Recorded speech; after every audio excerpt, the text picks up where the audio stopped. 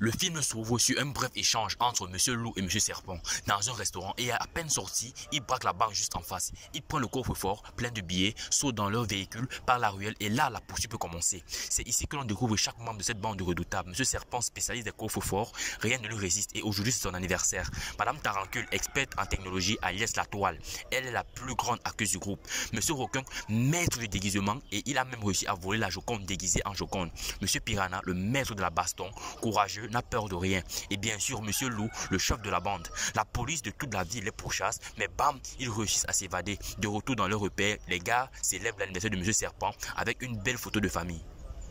Un nouveau coup j'aime dans l'esprit de Monsieur Loup, voler le prix du bon samaritain, le fameux dauphin d'or. Le plan est lancé, déguisement, infiltration lors de la soirée, chacun est en place. Monsieur Serpent dans les conduits d'aération, Piranha dans les toilettes, déguisé en serveur, la toile dans la salle de vidéosurveillance. Monsieur Loup, lui, aide une vieille dame et là, il ressent un sentiment de joie, celui d'être aimé. Pendant ce temps, Monsieur Requin, déguisé en femme, fait diversion. Loup et Serpent entrent dans la salle du trophée et tombent sur un système ultra sécurisé. La toile galère, mais finit par le désactiver. Ils prennent le trophée mais se font capturer par la police. Alors qu'ils s'apprêtent à aller en prison, le professeur Marmelade intervient. Il leur propose de changer, mise son prix et les prend sous son aile. C'est le début de leur rééducation. Les débuts sont chaotiques, échec sur échec, mais en réalité, cela fait partie du plan de Monsieur Loup, voler le trophée pendant le gala de la charité. Les mauvais garçons progressent et le grand soir arrive. Au gala, Monsieur Piranha ambiance tout le monde au micro. Monsieur Loup danse avec la gouverneure, mais la dernière minute, coup de théâtre. Marmelade les piège, le trophée disparaît et la météorite de l'amour aussi. Les mauvais garçons sont arrêtés et envoyés en prison. Mais une révélation bouleverse tout.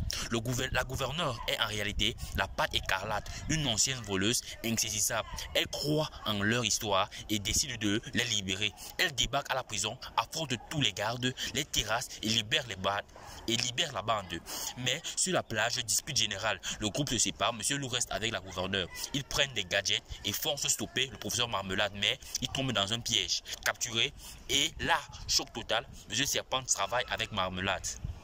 Alors qu'ils sont sur le point de mourir, la team, Monsieur Requin, Piranha et la toile reviennent à la rescousse. Ils récupèrent la météorite et s'enfuient dans leur véhicule. Ensuite, une course-poursuite épique.